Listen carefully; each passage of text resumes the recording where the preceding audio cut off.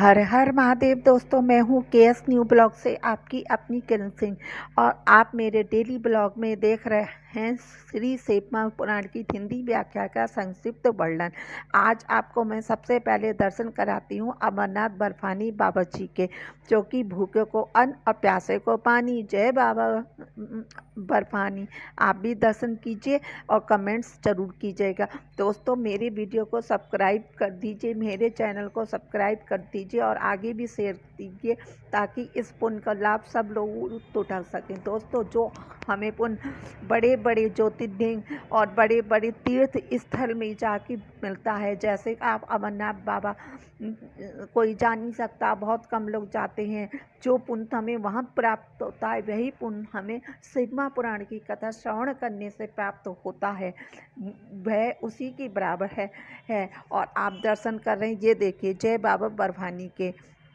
और आप भी दर्शन कीजिए दोस्तों, और क्या बोलते हैं, मेरे चैनल को सब्सक्राइब कर दीजिए। इस 24 घंटे में 1440 मिनट होते हैं। अब मेरा वीडियो केवल 10 मिनट का ही आता है, आप इतना तो करिए। हेलो दोस्तों, कैसे हैं आप सब लोग। आइए पहले दर्शन कीजिए श्री शिव पुराण के और बोलिए श्री शिवाय नमस्तुभ्यम, श्री शिवाय नमस्तुभ्यम, श्री शिवाय नमस्तुभ्यम, श्री शिवाय नमस्तुभ्यम। और सभी गणपति जी, कार्तिक जी, शिव परिवार का और सभी देवी देवता का स्मरण करते हुए हम शिव पुराण में प्रवेश कर। हेलो दोस्तों, आइए अब हम प्रवेश करते हैं श्री शिव पुराण में। कल तक मैंने आपको बताया था शिव पुराण के महात्म के बारे में। आज से हम इसकी प्रथमा विंध्येश्वर संहिता का प्रथम खंड शुरू करते हैं। ठीक है, एक बार की बात है, वहाँ प्रयागराज आप सब जानते हैं, जब नदियों का अद्भुत संगम है, वहाँ पर ऋषि मुनियों ने यज्ञ करने का सोचा। तो उस यज्ञ में व्यास जी के परम शिष्य व्यास जी, जिन्होंने सभी शिव महापुराण और सभी 18 पुराण और भगवद गीता सबकी रचना की थी हैं, उनके परम शिष्य सूत जी वहाँ पहुँचे। ऋषि मुनि उनको देखकर बहुत ही कृतज्ञ हुए, बहुत ही प्रसन्न हुए। और उन ऋषि मुनियों ने उनसे कहा, कृपया करके हमें कुछ ऐसा उपाय बताइए जो कि घोर कलयुग आने पर मनुष्य पुण्य कर्म से दूर रहते हैं, दुराचार में फंस जाते हैं और किसी पास धर्म कर्म लोभ मोह माया में लगे हुए दूसरों की परस्पर निंदा करते रहते हैं, पराये धन को हड़प लेने की इच्छा करते हैं और उनका मन पराई स्त्रियों में आसक्त रहता है, दूसरे प्राणियों को हिंसा करते हैं, वे अपने शरीर को ही आत्म समझते हैं। तो उन सब मूढ़ नास्तिक पशु बुद्धि रखने वाले लोगों का कैसे उत्तम गति को प्राप्त करें वो। तब ऋषि सूत जी ने, ऋषि मुनि बोले, हे सूत जी, इस तरह जिनकी बुद्धि नष्ट हो गई है और जिन्होंने अपने धर्म का त्याग कर दिया है, ऐसे लोगों का इहलोक और परलोक में उत्तम गति कैसे प्राप्त होगी, इसी चिंता से हमारा मन सदा व्याकुल रहता है। परोपकार के समान दूसरा कोई धर्म नहीं है, अतः जिस छोटे उपाय से इन सबके पापों का तत्काल नाश हो जाए, उसे इस समय कृपा पूर्वक बताइए, क्योंकि आप समस्त सिद्धांतों के ज्ञाता हैं। व्यास जी बोलते हैं, उन भावितात्मा मुनियों को यह बात सुनकर सूत जी मन ही मन भगवान शिव जी का स्मरण करके उन मुनियों से इस प्रकार कहने लगे, हे साधु महात्माओं, आप सबने तीनों लोगों का हित करने वाली अच्छी बात पूछी है। मैं गुरुदेव व्यास जी का स्मरण करके आप लोगों को स्नेहवश इस विषय का वर्णन करूँगा। आप सब लोग आदर पूर्वक सुनिए। सबसे उत्तम जो शिव पुराण है, वे वेदांत का सार सर्वस्व है तथा वक्ता और श्रोता समस्त पापियों का नाश करने वाली है और पापियों का उद्धार करने वाली है। वह परलोक में परमार्थ वस्तु को देने वाला है। ही विप्रो उस उत्तम शिव महापुराण के अध्ययन मात्र से वे कलयुग के पाप सक्त जीव श्रेष्ठम गति को प्राप्त हो जाएंगे।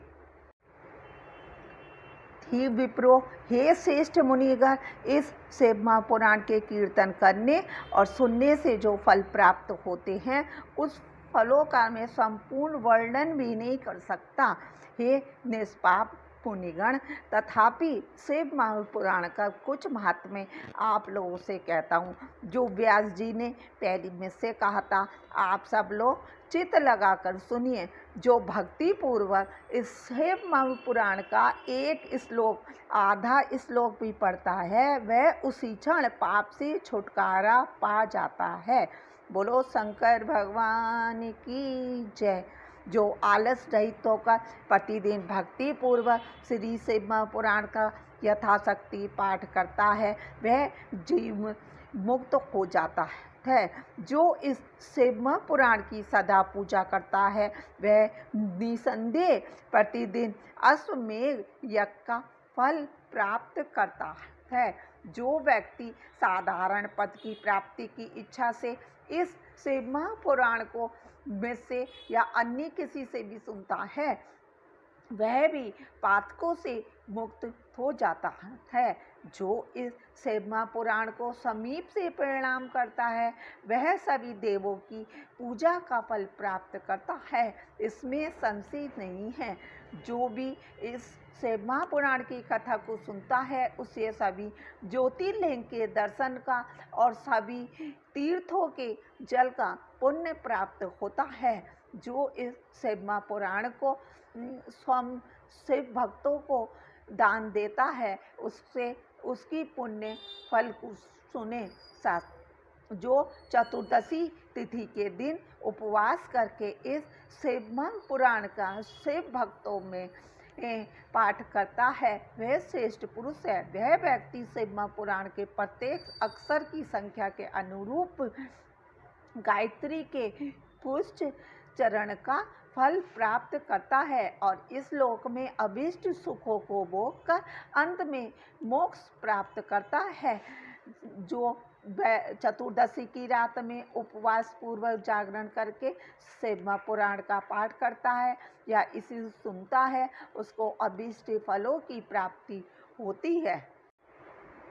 जो व्यक्ति शिव महापुराण दिन रात गान करता है, इंद्र आदि देवगण उसकी आज्ञा की प्रतीक्षा करते रहते हैं। इतना महत्व है श्री शिव महापुराण का।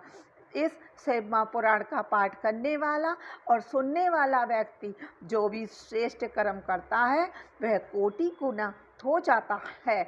जो भली भांति ध्यान पूर्वक से उसमें भी श्री रुद्र संहिता का पाठ करता है, वह जीवात्मा पवित्र आत्मा बन जाती है।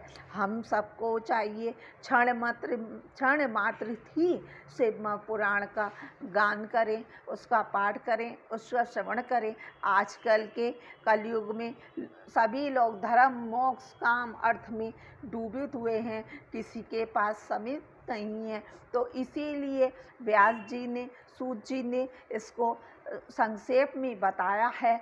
और कहीं भी सुनने से ज़रूरी नहीं है आप ऑफिस में बैठे हैं, बस में जा रहे हैं, ट्रेन में जा रहे हैं या अपने काम में लिप्त होती हुए भी इसका क्षण मात्र भी श्रवण करते हैं, तब भी आपका उद्धार संभव है। जो व्यक्ति वट वृक्ष और बिल्व वृक्ष की प्रदक्षिणा करते हुए श्री शिव महापुराण का पाठ करता है, वह ब्रह्म हत्या के दोष से भी छूट जाता है। ये जो कैलाश संहिता का संपूर्ण महात्म्य तो शंकर जी ही जानते हैं, उससे आधा महात्म्य व्यास जी जानते हैं, उससे भी आधा मैं जानता हूँ, और उससे भी क्षण मात्र भी अगर हम सब भक्त लोग जान लें तो हमारा उद्धार संभव है। एक शिव नाम लेने से ही उद्धार संभव है। दोस्तों, मैं आपको एक बात बताना चाहती हूँ, ये जो कांवड़ यात्रा होती है, इसमें दो लोटों में जल आता है। अगर आप कांवड़ यात्रा लेने नहीं जा पा रहे हैं तो कल सावन का पहला सोमवार है, कृपया करके अपने घर से ही 2 लोटों में जल ले जाएं और उसे दोनों हाथ से शिवलिंग पर समर्पित करें। वो भी कांवड़ यात्रा के बराबर फल प्रदान करता है। सावन में कांवड़ यात्रा मतलब 2 लोटों से जल क्यों समर्पित किया जाता है? जब विष्णु भगवान जी सो जाते हैं, 4 महीने के लिए सैया में नींद में चले जाते हैं, तब सारा भार हमारे भोलेनाथ जी पे आ जाता है। तब उनकी प्रिय पत्नी पार्वती जी और गंगा जी दोनों मिलकर अपने पति का सहयोग करती हैं और उनका थोड़ा भाग अपने कंधों पर लेती हैं। इसी वजह से कांवड़ में 2 लोटों से जल डाला जाता है, चढ़ाया जाता है। ओम नमः शिवाय, ओम नमः शिवाय। ब्रह्म